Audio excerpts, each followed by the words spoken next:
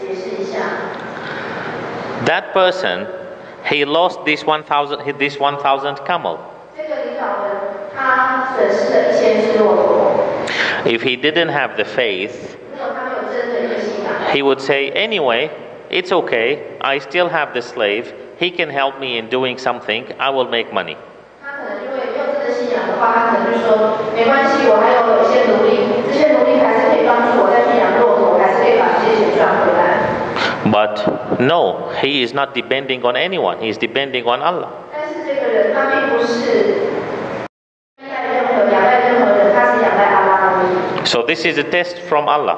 所以这是阿拉给他的一个考验。 Maybe Allah wants to remind me that I am not donating money. 也许阿拉借由这个考验来提醒我，我并没有真的去捐钱。 Then what I still have? I still have the slave. 那我已经损失1000只骆驼了，我手边还有什么财产？那就是这个奴隶的。 So I release him for the sake of Allah. 所以我就把这个奴隶把它释放掉了，就是也是为了阿拉把它释放掉，把它捐出去。 And he considered it donation. 他就把这个释放奴隶当做是一个捐献、捐款。 So this is the key point. Donate even $1. 所以我就是一个重点，我们要去捐款的话，就算1块钱也是一样。 Just to prove to yourself that you are obeying Allah. 那是要给自己一个证明，就是说我是真的服从阿拉的。 To prove to yourself that you are related to Allah. 要向你自己证明说，你所有的事情都可以跟阿拉连在一起。 10 minutes and we go back, inshallah. 我们先休息10分钟，再继续。 Assalamu alaikum. Okay, so the first part related to economy is interest. I mean, the first prohibited part is interest. 那么第一个禁止的是利息。 Oh, yeah, okay. 刚刚这个杨董事长有讲。You want this? 这个中文这一节的那个翻译哈，可能我是标点的，任何与利息有关的东西都不会得到阿拉祝福，可能后面标点要用分号或者用句号，因为这样子可能会可能有人会解读为说利息有关的做善事能够得到祝福，那实际上不是，这两句是不分别的哈，所以这个中文部分让大家注意一下，就是逗号把它改成句号或者是分号。 Now, one of the parts of interest that there are a lot of people they misunderstand it, or maybe they even don't know it. 那么在关于利息的有一个部分，有很多人就是有些误解或是不了解它的一个真正的意思。Is the huge profit. A huge profit. When the profit is so big. 就是如果获利很大的话，巨大的获利。For example, when you are buying this with $1. 你买这个雷射笔，它只花了1块钱。And you are selling it $1,000. 但是你的本钱是1块，但是你却卖1000块。If this is something normal, but I mean, if this is something in the daily use and people they need it, you shouldn't have big profit, big margin. 如果说这样东西是日常生活上会使用到的生活必需品的话，那么我们在卖的时候不可以有如此大的一个获利，就是中间的差额，卖出的价钱跟本钱之间的获利不应该这么大。This is in case you want to be totally safe. 这个就是说，如果你想要确保自己在审判日会全身而退，完全安全过关的话，我们就要做到这一点。I explain a little bit more. 我再多解释一下。This is something in the market. I am buying it from the market. 这样东西是我在市场上买的。And then I'm selling it into another place 那他们有卖到另外一个地方。with a very big margin. 那么有中间的差额很大。The risk between them for me is not big. The risk between them is not big. I will explain. For example, this, if I want to buy it, I have to buy it from the Eskimo, from the North Pole. I have to go to a place that 90% I will die to buy it. 比方说，假如我买这样东西要到北极跟爱斯基摩人买，那我可能要有生命的危险才能买到这样东西的话。So there is a high risk in this. 所以要买这样东西有很大的风险。Then it's okay to buy it $1 and sell it $1,000. 那如果说是这样的话，那么我可以买的时候的钱1块钱，可是我卖1000块没有关系，因为我要去取得这个物品的时候要冒着生命的危险。Because this risk actually is big. 因为这个买卖的风险很大，就是我要去取得的风险很大。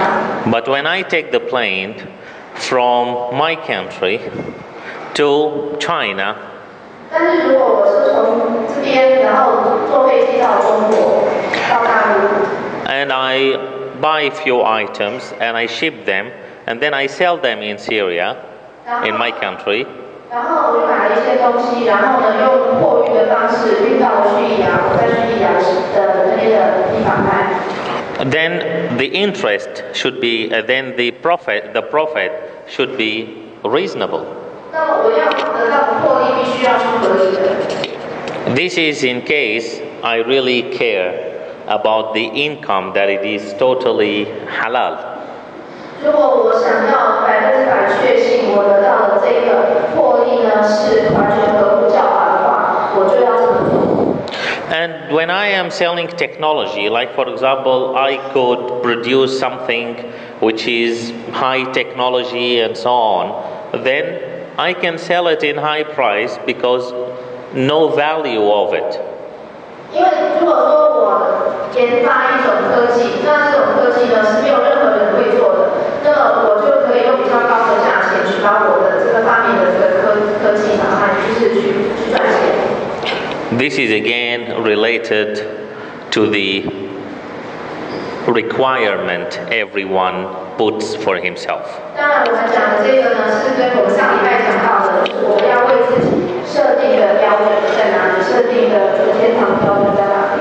If my requirement is high to be almost sure that inshallah I will go to paradise, then I have to pay for this requirement. 如果我为自己设定的标准是很高的，就是要几乎可以100%确定我一定可以上天堂的话，那么我必须要为这样的一个标准付出代价。But if my requirement is to be on the gate of paradise, then I just work according to the requirement. 那如果我对我自己的一个要求的这个标准，只是能够刚好进去天堂的门脚，那么就是根据我设定的标准去努力。So this is regarding interest. 所以我们刚讲的这是关于利息的部分。So as a conclusion for interest, anything we do that is related to interest, totally haram. 那对于这个利息的这个部分的总结，就是说我们做的任何事情，只要跟利息有关的话，那么就是完全是不合教法的。Someone may ask, okay, now I have money in the bank with interest, or I have money buying stock or whatever with interest, and I didn't know before. 那有人说，我的银行的存款，或者是我在股市的一个获利，有一些利息，以前我并不晓得有这样的规定。And now I know. 但是我现在知道这样的规定了。What shall I do? 那我应该怎么办呢？ According to what Allah says in Quran, 根据阿拉在古兰经所说的。now once you know, you withdraw your capital. 那么一旦你知道之后，把你的本金把它提出来。And leave the interest. 然后把利息留在那里。Now, there is another question. Maybe someone has this question. 可能有人会有这样的问题。There are some companies for buying stock 有一些买卖股票的一些公司， or investment. 或者是一些投资的公司。They say that if you withdraw it before 3 years or 5 years or 10 years, then you will lose a lot. 就是说，如果你把这个赎回来，把股票赎回来，在3年内或者几年内赎回来的话，你会有很大的损失。That for example, I invest $100,000 and I sign a contract that I cannot withdraw it before 3 years. 比方说呢，我是投资的本金是10万块钱，然后我已经有签约说3年内不能把本金赎回。Otherwise, they will give it to me according to the market price. Maybe this $100,000 will become 10,000. 否则的话，我违约的话，他们会根据当时的一个情况给我就是退还我的本金，那有可能10万块会变成1万块。I didn't know before, today I know. 我以前不知道这个规定，但是今天我知道了。What shall I do? 那我该怎么办 Cancel it and get the 10,000.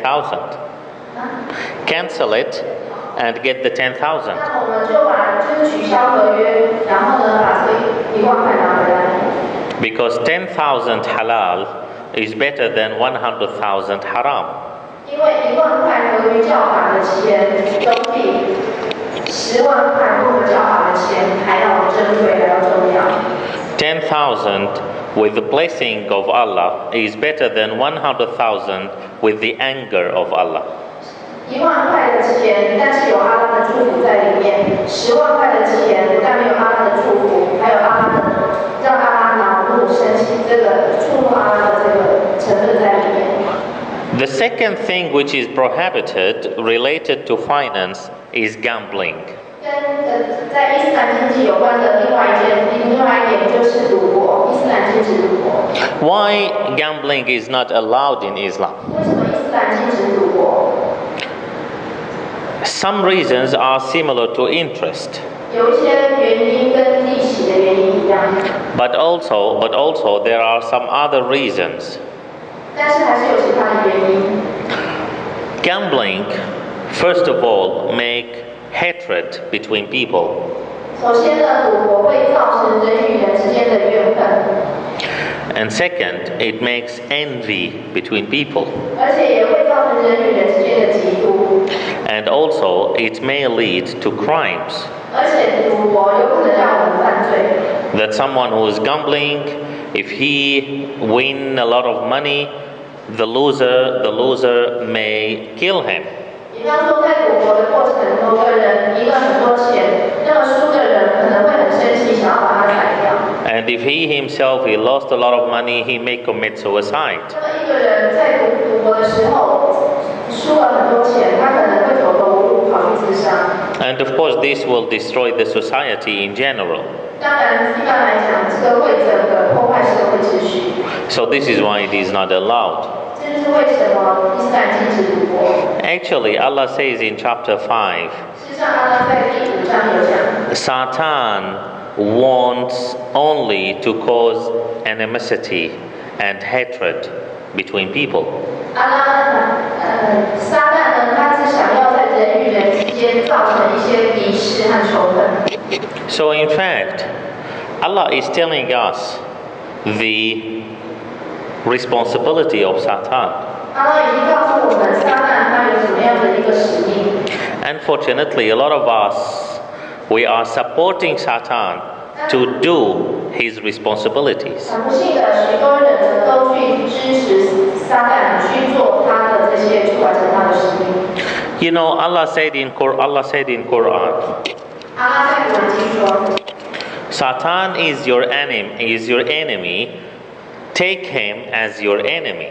阿拉告诉我们，撒旦是你的敌人，你要把他当作是你的敌人，确认是你的敌人。